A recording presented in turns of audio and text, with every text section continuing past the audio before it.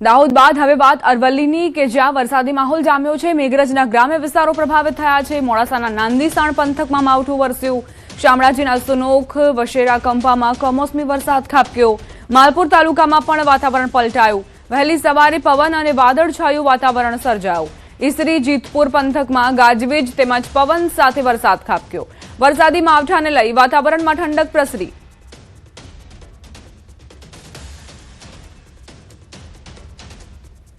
અરવલ્લી યાત્રાધામ શામળાજીમાં વરસાદ વરસ્યો છે। વહેલી સવારે શામળાજીમાં વરસાદી માહોલ જામ્યો। કેટલાક વિસ્તારોમાં પવન સાથે વરસાદ વરસ્યો। વરસાદ વરસતા વાતાવરણમાં ઠંડક પ્રસરી। જિલ્લાના અનેક વિસ્તારોમાં વાદળછાયું વાતાવરણ જોવા મળી રહ્યું છે।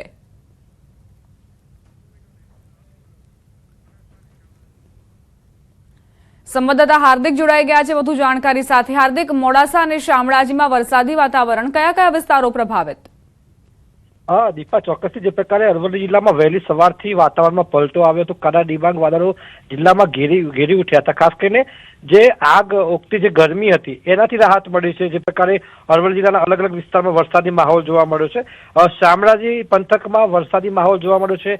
સુનોક ગામ તેમજ મોડાસા તાલુકાનું જે નાદીસન કંપા ગામ છે તે વિસ્તારમાં મેઘરજ, માલપુર એમ જે ચાર તાલુકાઓમાં વરસાદી માહોલ જોવા મળ્યો છે। અને વરસાદી માહોલના કારણે વાતાવરણમાં ઠંડક ફેલાઈ છે। ખાસ કરીને ઉનાળુ જે પાક છે તે ખૂબ ઓછો કરવાના કારણે ખેતીમાં એટલું નુકસાન નથી, પરંતુ જે ગરમીથી લોકો ત્રસ્ત થતા જિલ્લાવાસીઓ તેમાં રાહત મળી છે। દીપા, આભાર હાર્દિક જાણકારી આપવા માટે। મહીસાગર જિલ્લાના વાતાવરણમાં પલટો આવ્યો છે। કડાણા તાલુકાના સરહદીય વિસ્તારોમાં વરસાદ ખાબક્યો। રાજસ્થાન રાજ્યમાં આવેલા સરહદીય વિસ્તારોમાં વરસાદ નોંધાયો છે। કડાણા તાલુકાના ગોધર, જોગણ, રાકાકોટ સહિતના ગ્રામ્ય વિસ્તારોમાં વરસાદ વરસ્યો। જિલ્લામાં વહેલી સવારથી જ વાદળછાયું વાતાવરણ છવાયેલું છે। મહીસાગરમાં આકાશમાં કાળા ડિબાંગ વાદળો ઘેરાયા છે। સતત વરસાદ વરસી રહ્યો છે। કડાણા તાલુકાના સરહદીય વિસ્તારો પ્રભાવિત જોવા મળ્યા છે, જેમાં ગોધર, જોગણ, રાકાકોટ સહિતના વિસ્તારોનો સમાવેશ થાય છે।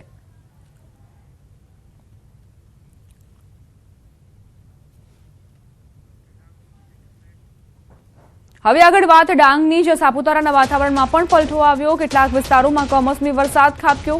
હવામાન વિભાગની આગાહી મુજબ હજુ પણ કમોસમી વરસાદ વરસવાની સંભાવના છે। ગિરિમથક સાપુતારા સહિત તળેટી વિસ્તારોના આકાશમાં કાળા ડિબાંગ વાદળો ઘેરાતા ખુશનુમા માહોલ સર્જાયો। સાપુતારા પ્રવાસે આવતા સહેલાણીઓએ વાતાવરણનો આનંદ ઉઠાવ્યો। સંવાદદાતા કેતન જોડાઈ ગયા છે વધુ જાણકારી સાથે। કેતન, સાપુતારામાં આહલાદક વાતાવરણ, શું માહિતી? દીપા, ચોક્કસથી વાત કરો તો ગુજરાત સરકારના હવામાન ખાતાએ તેમજ હવામાન નિષ્ણાત અંબાલાલ પટેલે પણ અનેક વખત માવઠાની આગાહી કરી છે, જે અંતર્ગત ખાસ કરીને ગુજરાતનો છેવાડાનો જિલ્લો અને ગુજરાતનો એકમાત્ર કહેવાતો ગિરિમથક સાપુતારા ખાતે વહેલી સવારથી જ વાતાવરણમાં પલટો જોવા મળ્યો હતો। શરૂઆતના સમય દરમિયાન જોરદાર પવન સાથે ઝરમર કમોસમી વરસાદ વરસતા વાતાવરણમાં ઠંડક પ્રસરી હતી। વાતાવરણ આહલાદક બનવા પામ્યું, પરંતુ સાપુતારાની તળેટીનો ભાગ માલેગાંવ, સામગાહન, ગલકુંજ જેવા વિસ્તારોની અંદર પણ સામાન્ય વરસાદ વરસતા ખેડૂતો માટે ચિંતાનો માહોલ જોવા મળ્યો છે। પ્રવાસીઓ હાલ વેકેશન હોય, જે અંતર્ગત ઠંડકનો માહોલ જોતા પ્રવાસીઓમાં પણ ચિક્કાર ગીર્દીઓ જોવા મળી હતી। જી દીપા, આભાર કેતન જાણકારી આપવા માટે।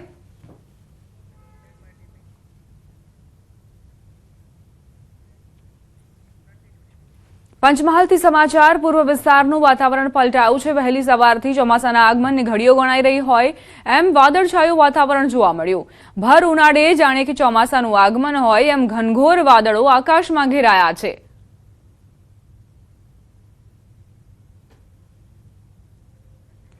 સુરેન્દ્રનગર જિલ્લાના સાયલા તાલુકાના વાતાવરણમાં પલટો જોવા મળ્યો। મોડી સાંજે ભારે પવન ફૂંકાવાની સાથે સાયલા તેમજ આસપાસના વિસ્તારમાં વરસાદી ઝાપટા પડ્યા। ભર ઉનાળે ચોમાસા જેવો માહોલ સર્જાયો। દિવસભર ભારે ગરમી અને ઉકળાટ બાદ વરસાદ થતા ગરમીથી રાહત મળી। ઉનાળુ પાકમાં તલ અને ઉનાળુ બાજરી તેમજ બાગાયત પાકમાં નુકસાન થવાની આશંકા છે।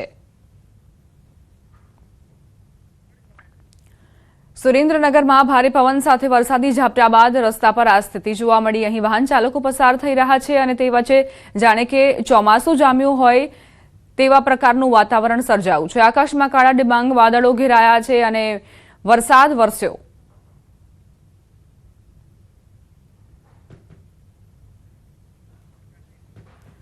રાજ્યમાં ભર ઉનાળે માવઠાનું સંકટ. માવઠા અંગે અંબાલાલ પટેલની આગાહી. આજથી 7 મે વચ્ચે હવામાનમાં પલટો આવશે. દેશમાં પૂર્વ ભાગમાં ભારે વરસાદની સંભાવના. 80 થી 100 કિલોમીટરની ઝડપે પવન ફૂંકાશે. 5 થી ઘણા ભાગોમાં હવામાન પલટાશે. 5 થી 7માં તો દેશના ઘણા ભાગોમાં હવામાન પલટાશે. પૂર્વ ભારતમાં ભારે વરસાદ થવાની શક્યતા રહે છે અને ભારતના ઘણા ભાગોમાં 80 થી 100 કિલોમીટર પ્રતિ કલાકનો પવન ફૂંકાવાની શક્યતા રહેશે. વાવાઝોડા અંગે મોટી આગાહી. 7 થી 12 મે દરમિયાન ઉપસાગરમાં લો પ્રેશર બનશે. 15 થી 25 મે વચ્ચે વાવાઝોડું બનશે. જૂનની શરૂઆતમાં જોરદાર વાવાઝોડું બની શકે છે. 8 થી 12-13માં બંગાળ ઉપસાગરમાં પણ સક્રિય થશે અને બંગાળ ઉપસાગરમાં લો પ્રેશર બનવાની શક્યતા રહેશે. તારીખ લગભગ 15 તારીખથી 25 મે વચ્ચે બંગાળ ઉપસાગરમાં એક વાવાઝોડું બની શકે. જો તેનો માર્ગ મ્યાનમાર તરફ હોય તો લગભગ ભારતના ભાગમાં ઓછો વરસાદ આવી શકે. તારીખ જૂનની શરૂઆત સુધીમાં બંગાળ ઉપસાગરમાં વાવાઝોડા બનશે અને એક સખ્ત વાવાઝોડું બનવાની પણ શક્યતા રહે. ચોમાસાને લઈને અંબાલાલ પટેલની આગાહી. 25 મે ચોમાસું કેરળ કાંઠે પહોંચવાની શક્યતા છે. 8 મે સુધીમાં રાજ્યમાં પ્રી મોન્સૂન એક્ટિવિટી થશે. ધીરે ધીરે મે મહિનામાં પ્રી મોન્સૂન એક્ટિવિટીનો વરસાદ 15 તારીખથી 20 તારીખ વચ્ચે ક્યાંક આંધી વંટોળ સાથે કે 23 તારીખ સુધીમાં આંધી વંટોળ સાથે પ્રી મોન્સૂન એક્ટિવિટીનો વરસાદ થવાની શક્યતા રહેશે. આ તરફ રાજસ્થાનમાં હવામાનમાં સતત બદલાવ જોવા મળી રહ્યો છે. એકવાર ફરી અજમેરની સાથે જ બ્યાવર સહિતના વિસ્તારોમાં અનેક એવા વિસ્તારો છે કે જ્યાં તેજ પવન સાથે વરસાદ ખાબક્યો. સાથે જ દરમિયાન કરા સાથે પણ વરસાદ નોંધાયો છે, જેના કારણે સામાન્ય જનજીવન સંપૂર્ણપણે અસ્તવ્યસ્ત થઈ ગયું છે.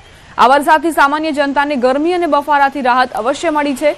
છેલ્લા 3 દિવસથી રોજ સાંજે તેજ પવન સાથે થઈ રહેલા વરસાદના કારણે દિવસમાં તાપમાનમાં ઘટાડો નોંધાયો છે. સાથે જ રાત્રિના તાપમાનમાં પણ 8 ડિગ્રી સેલ્સિયસ જેટલો ઘટાડો થયો છે. બ્યાવર જિલ્લાના અનેક વિસ્તારોમાં વરસાદ પડ્યો તો પિસાંગણ સબ ડિવિઝનમાં પણ વરસાદે લોકોને પરેશાન કર્યા. મધ્યપ્રદેશના વિંધ્ય પ્રદેશમાં પણ વાતાવરણનો મિજાજ બદલાયો છે. ભારે ગરમી બાદ અચાનક વાતાવરણમાં પલટો આવ્યો અને તેજ પવન સાથે જોરદાર વરસાદ ખાબક્યો. જ્યારે અનેક વિસ્તારોમાં કરા પણ પડ્યા. સતના, મહેર અને રીવા જિલ્લાના અનેક વિસ્તારોમાં કરા પડ્યા. જો કે કરા પડતા ખેડૂતોને મોટા પાયે નુકસાન થયું. ટેકાના ભાવે ઘઉં વેચવા ગયેલા ખેડૂતોનો પાક પલળી જતા તેમને ભારે નુકસાની સહન કરવી પડશે. ખરીદ કેન્દ્રો પર એલર્ટ હોવા છતાં કોઈ વૈકલ્પિક વ્યવસ્થા ન હોવાના કારણે ઘઉંનો જથ્થો ખુલ્લા આકાશ નીચે પડી રહ્યો હતો અને પલળી ગયો. બીજી તરફ અનેક જગ્યાએ ઝાડ, છોડ અને વીજળીના થાંભલા ઉખડી ગયા, જેના કારણે વીજ પુરવઠો ખોરવાયો છે.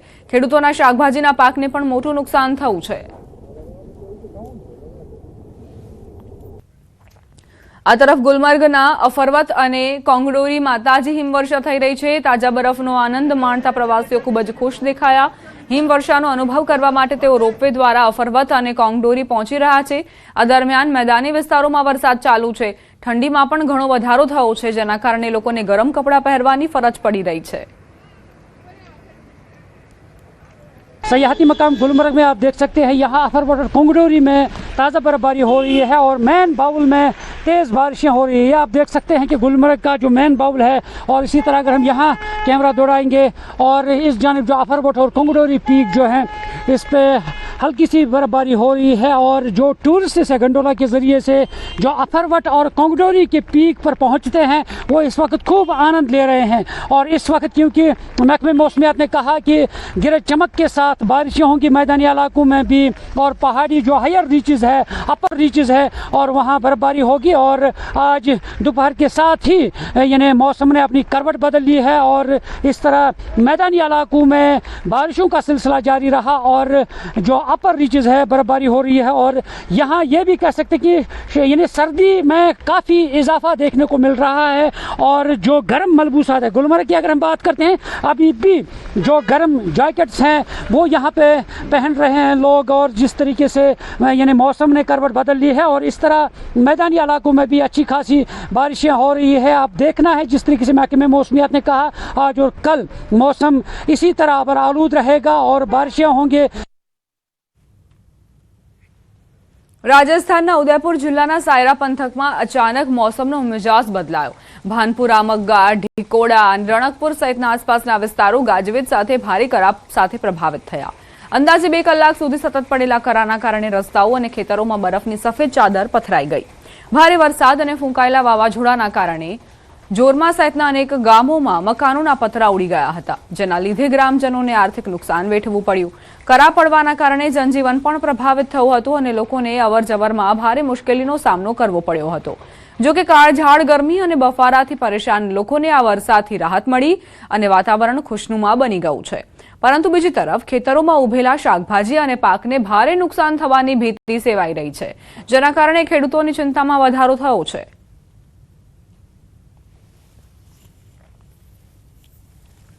જમ્મુ કાશ્મીરના મેંઢરના ડબરાજ વિસ્તારમાં ઘેટા બકરાઓ પૂરમાં ફસાયા હતા। ત્યારબાદ જમ્મુ કાશ્મીર પોલીસ અને સ્થાનિક રહેવાસીઓના સંયુક્ત અભિયાન દ્વારા રેસ્ક્યુ કરાયું। પૂરના કારણે તોફાને ચડેલી નદીમાં કેટલાક બકરા અને ઘેટાઓ ફસાયા હતા। આ વિસ્તારમાં ભારે વરસાદના કારણે નદીમાં પાણીનું સ્તર અચાનક વધી જવાથી આ પ્રાણીઓ ત્યાં ફસાઈ ગયા। પોલીસ કર્મીઓએ તાત્કાલિક કાર્યવાહી કરતા સ્થાનિક લોકો સાથે મળીને એક સંકલિત બચાવ અભિયાન ચલાવ્યું અને આ પ્રાણીઓને નદીમાંથી સુરક્ષિત બહાર કાઢી। સમયસર કરવામાં આવેલી આ કામગીરીથી પશુપાલકોને થતું મોટું નુકસાન અટકાવવામાં મદદ મળી। સ્થાનિક લોકોએ પોલીસ અને સ્વયંસેવકોની આ ત્વરિત કાર્યવાહીની પ્રશંસા કરી।